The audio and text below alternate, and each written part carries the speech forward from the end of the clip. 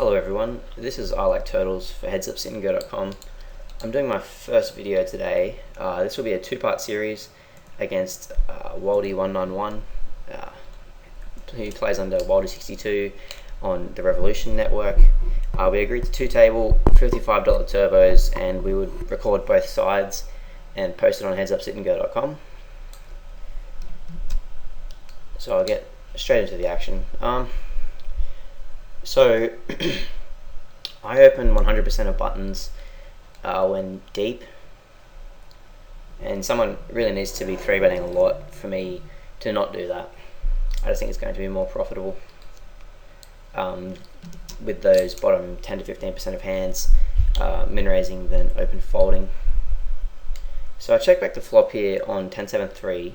I expect to get check raised a lot on this flop by strong top pair hands, 2-pair plus, opening the straight draws, gut shots, and some air hands, which would probably be hands like overcards, maybe hands with backdoor straight draws and flush draws. And on a lot of runouts, I won't be able to get to showdown against those hands, so I prefer checking back and controlling the pot size.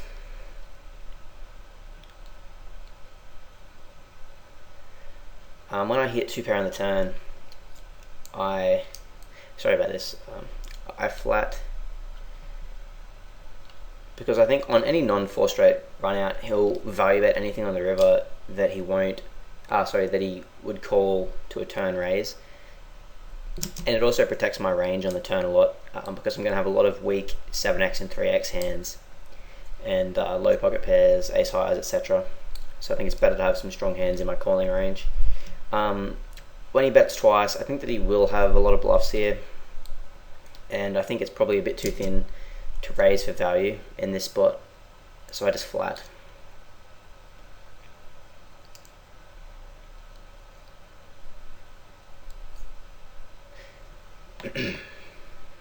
And he does have a bluff there. I think he should have bet bigger on the river there. So he's 2.5xing his buttons, which means I'm going to call less and 3-bet more in the big blind because I have worse odds to flat and there is more out there for me to take down pre-flop. Standard flat on the right, pre-flop with king 8 suited. So I'm going to c-bet this board on the left. I think, however, on this board I need to be prepared to either bluff catch or bluff a lot of turns, because he is going to float this flop a lot, in my opinion, given that his entire range is overcards, basically, which he could definitely float with. So on the right, I peel a turn bet on the overcard turn. He can have a lot of flush draws. There's 2 flush draws out there. He can also have numerous straight draws. And then he barrels the river. I decided to call down here, mostly because I do have a fairly capped range, and my range is definitely perceived to be weak, and I think that he's a pretty capable player, and I think that he's definitely I definitely think that he has enough bluffs in his range for me to call. And he does have Jack 6, which I don't really like, mostly because I'm going to be calling down there a decent amount, and also there's just a lot better hands that he can do it with to keep his frequencies more intact, namely most of the draws that I mentioned before. So I check back on the left. It's the same concept as the 10-7-3 board with 8-3. This one would be better to c-bet, in my opinion, because there's a lot more worse 6x and 3x hands, as well as low pocket pairs that we can get value from. However, we still are going to get check raised a lot on this board, so I do elect to check it back.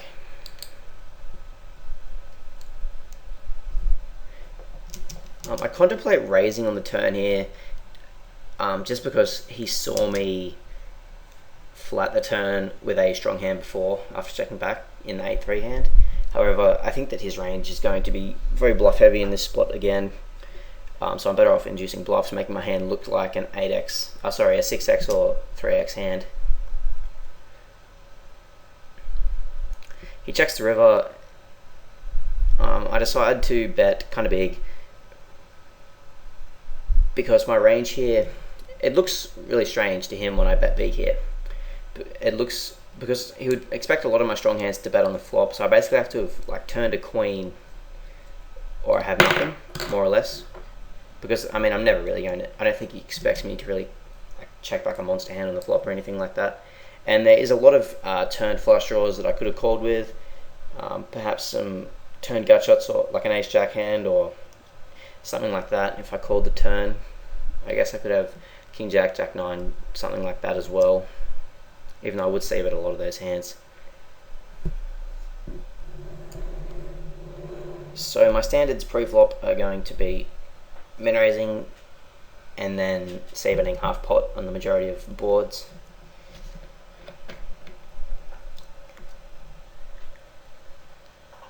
This is just really standard on the right, just betting for value. On the left, he checks back. I think I have the stronger range here, and I think he basically never has a 6. He has some 6x, so I'm going to be betting the turn and betting the river there.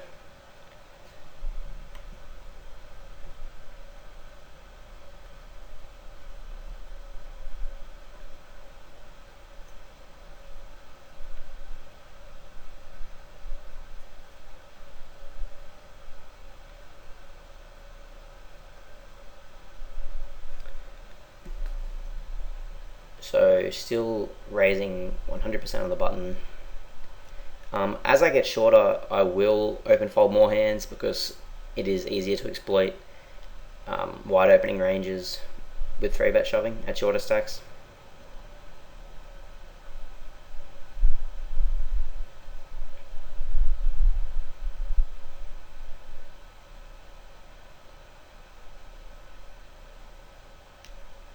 So I c-bet on the right, king 8, 6 rainbow board, pretty standard. He check raises. I did think about floating. However, I think that, again, I'll probably just get barreled too much for calling down there to be profitable. So here on the left, I c-bet a little bit bigger because I think I'm going to get floated by a lot of ace and king highs, maybe jack highs on the flop that will fold the turn or the river. So I want to almost value bet the flop to build the pot for when he folds on later streets. On the right, I elect to lead the flop. I think it's a spot where I can rep the board really well. I also have a pretty good equity hand. There's going to be a ton of good 2-barrel cards. And also because I hit this flop pretty well with my big blind defending range, he's probably not going to c-bet a ton. So I do like leading on the right. Standard flat on the left. Going to check call this board with my flush draw and gut shot.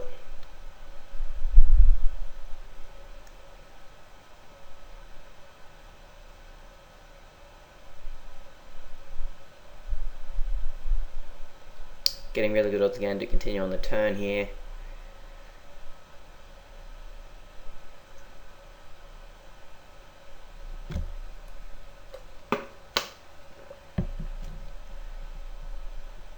It's kind of interesting when he bets 80 on the turn, and then I believe he bets the river here as well. I think that he probably bet a 10 a bit bigger on the turn. I guess he probably has ace-x there a lot.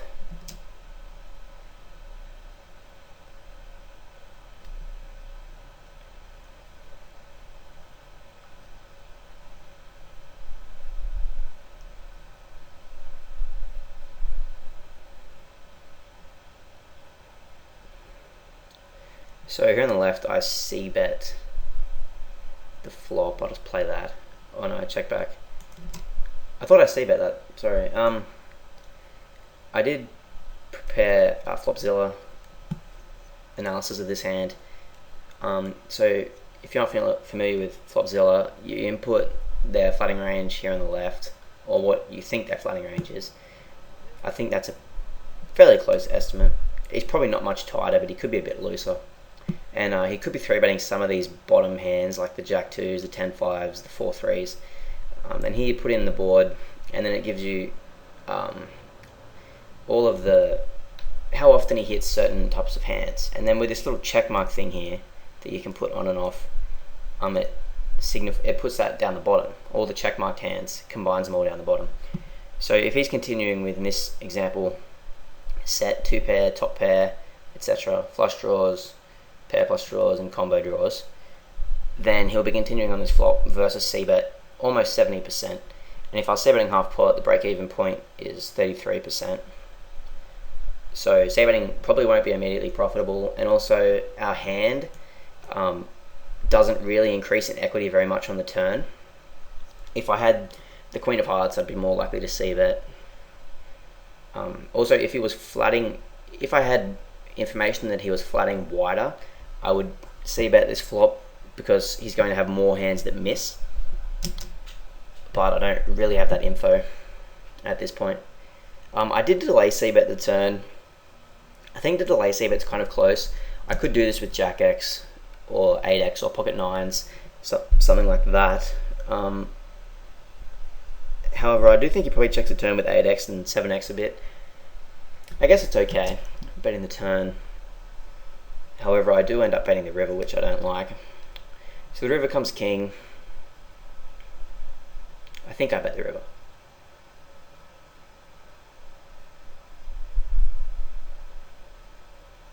Okay, no I didn't. I think betting the river there would be bad though, because I'm not really repping anything. Like, I might bet a jack or an 8 on the turn, but I wouldn't bet them on the river. I don't really have an ace, and I can't really rep any king X hands that would check back the flop and then bet the turn. So that was a good check on the river.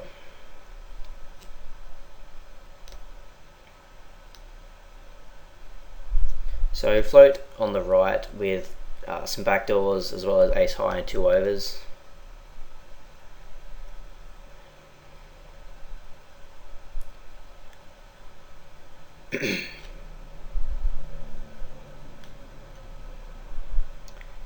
So he bets the turn. I increase in equity and I'm still ahead of his bluffs that would continue on the turn, so I elect to call again, and on the left it was a standard c-bet. So he leads into me on the turn on the left. I think the only play here is really to call. I don't think raising really achieves anything. If he does have an air type hand, like maybe a gut shot or something that he's turning into a bluff, or that he's bluffing with I should say, we're just going to fold that out and it could continue on the river. And if he does have a strong hand like 5x, we're just going to be putting our money in bad. On the right, I consider open shoving, however, like open shoving the river, but I think that he has more 4x in his range.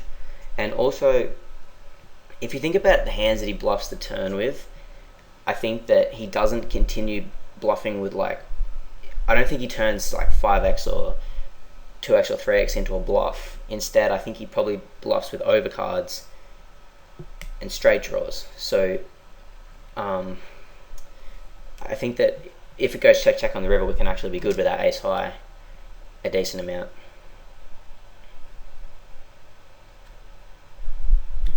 He leads again on the left. Nothing we can do here but just call. Raising is just going to be way too thin. Yeah, it's king 5.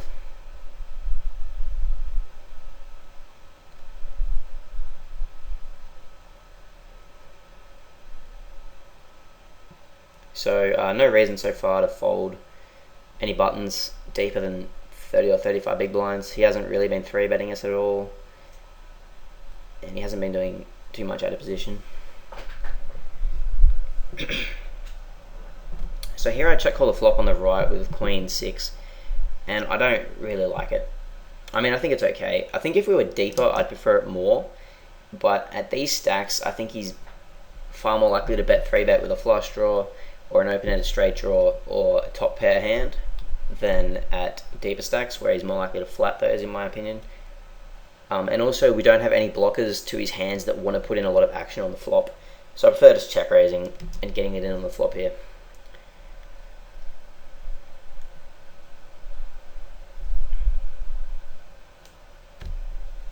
So here, something weird happened. My client froze. So I actually timed out. I'll skip forward here, actually.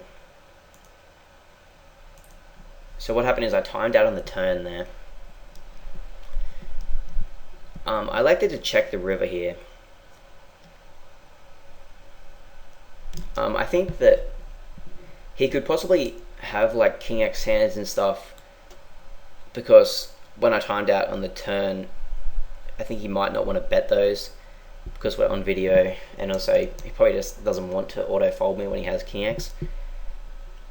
So I think that I can check the river and he can bet those King X and I can get a check raise in. And also it's good for my overall ranges in this spot. I'm going to have nothing I really want to lead as a bluff, but I'm going to have a lot of weak hands that I want to show down, like 6x, 10x, Queen X, etc. So I think checking is better to protect my range as well.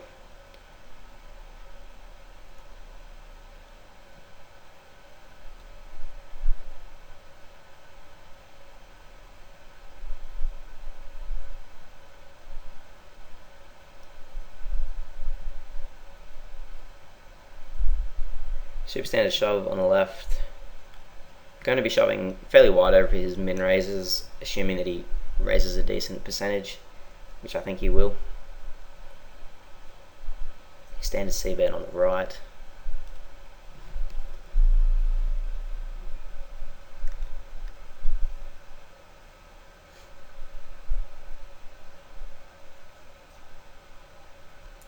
So here on the right, I decided to flat his min raise. However, I don't really like that. I did run a IGetMonies simulation for this hand as well. So this is some very conservative estimates. I have him opening 65%, and I have him calling a shove with any ace, King 10 plus, King 9 suited plus, Queen Jack, and Pocket 5s plus. I have him open shoving 2s through 4s. And if he's opening 65, which I think he opens more, and if he's calling that wide, and I think he's probably calling tighter, I can shove. However, obviously the tighter he calls or the wider he opens, the better shoving becomes. And I think that the wider he opens, shoving improves faster relative to flatting, as in the expectation. The flatting expectation with a 6-7 off, I think, is better than folding, which is why I did flat, but I think that shoving will be better.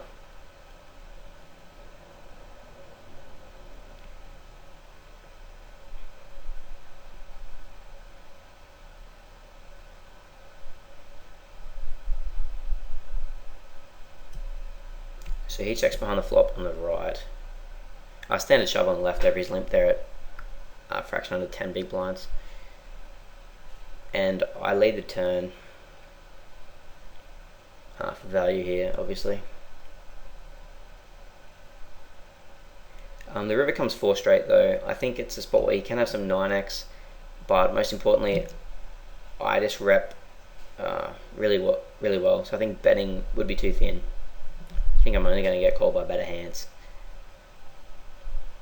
I also don't see him bluffing, so I would just be check folding in that spot. On the left, I shoved thinking that 10-3 was a Nash shove. It's actually for like 7.7, I think. So I probably should have open folded that. Unless I think he's calling tight. Standard call with King 10 suited on the left there.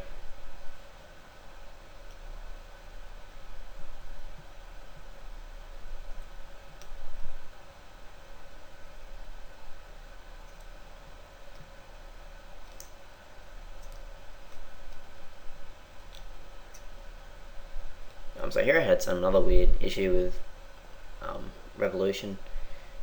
The same table popped up, like another table of the same game, and I could act on that table but not on the original table. So I just took the original table away and played on the second one. That was really weird.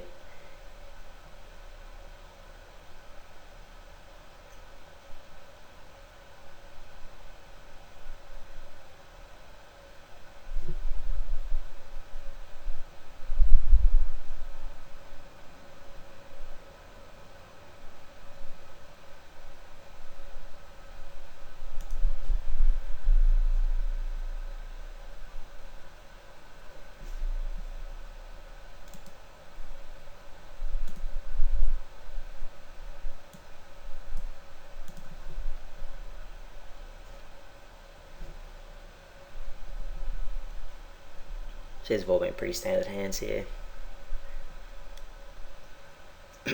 He limps. King 9 suited, definitely going to be a raise. Keep it kind of small to encourage him to call with a dominated range.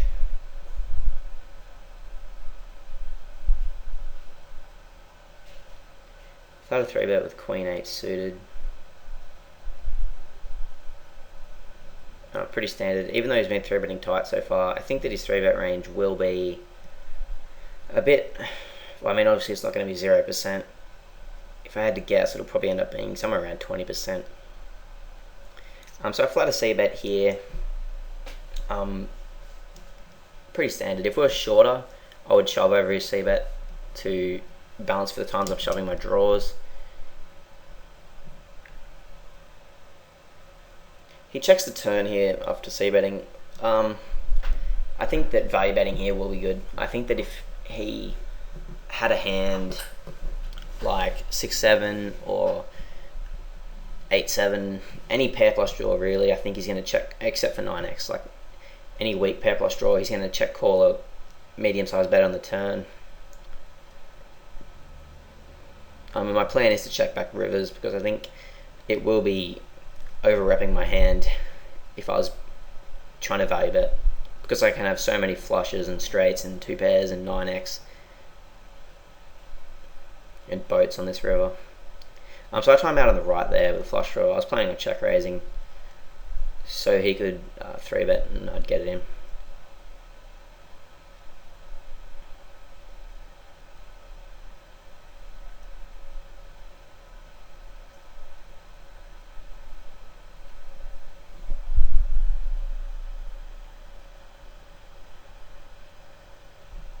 So obviously raising his limp with ace king.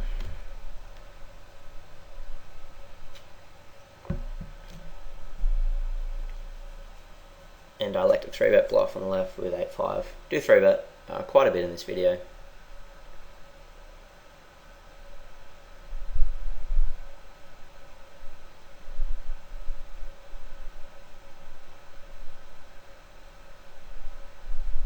Pretty standard C-bet on the right. Just planning on getting an in versus check raise.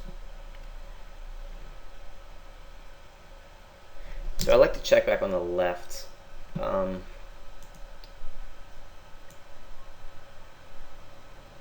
believe I did a flop zone analysis for this flop as well. So I put in the same flatting ranges from the last hand. I put in my hand as 10 of spades, 3 of diamonds. I presume he's continuing with, again, all the hands that have this check mark. So basically, c-betting off checking back in this hand is somewhat contingent on how he plays his ace highs. If he calls them, I definitely can't c-bet, not for immediate profit anyway. And my hand doesn't really barrel too well, doesn't increase in equity and doesn't really have much equity. However, I do think he folds his ace highs in this flop, so I do like just half pot c-betting here. I think it will be profitable.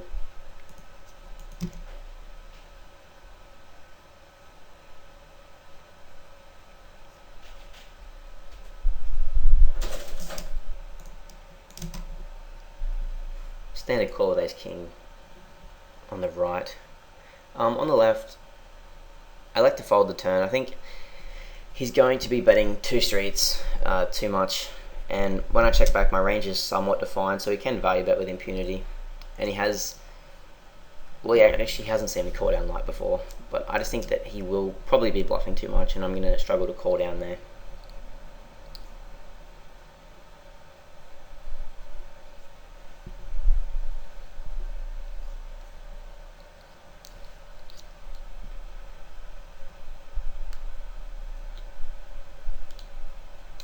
So I'll finish part 1 here on this hand. This is interesting. So he checks back the flop, which basically tells me that his range is fairly defined as, well, it basically tells me that a6 is the best hand here. He's going to bet all of his stronger hands on the flop, and when he checks back, he has a lot of showdown value hands like king x, 7x, and pocket pairs, in my opinion. So here on the river, only hand I'm really worried about is like queen 7 or queen 5, maybe pocket queens. So I decided, because his range is bluff catches, I decided to overbet.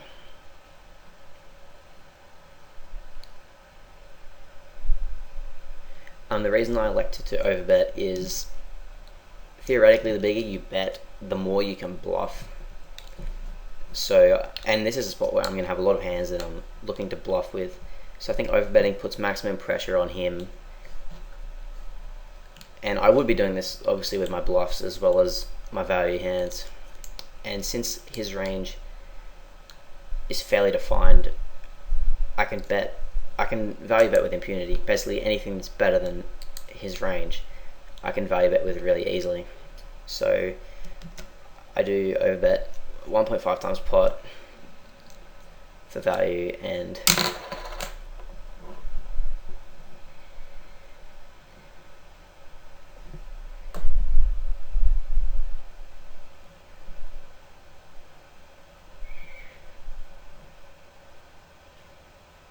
he time banks for a while and folds.